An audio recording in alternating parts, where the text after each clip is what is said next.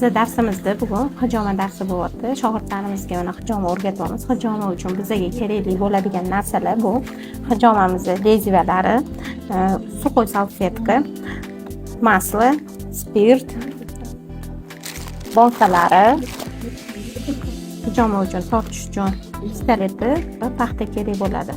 Hozir bizga buni noldan o'rganyapti. Shuning uchun biz hozir oldin birdaniga odam tanasida emas, kesish texnikalarini pomidorda o'rganamiz. Qilib mo'ljallab olamiz. Mana shu kattalikda, masalan, mana shu bonkani qo'ymoqchimiz. Mana shu kattalikda tanaga qo'yishni mana mo'ljallaymizda, o'shani ichki tomonini kesishni boshlaymiz. Qo'limiz kesib ketmasligi uchun qog'ozni bundoq qilib olamiz. Ko'rasizmi? Kesadigan joyini burchaga. Mana o'sha joyini mana bu uch burchak qilib ushlab olamiz. Qo'limizga. Ko'ryapsizmi? Qanaqa ushladim? Endi qarang. Bundoq qilib chamalaymiz. Mana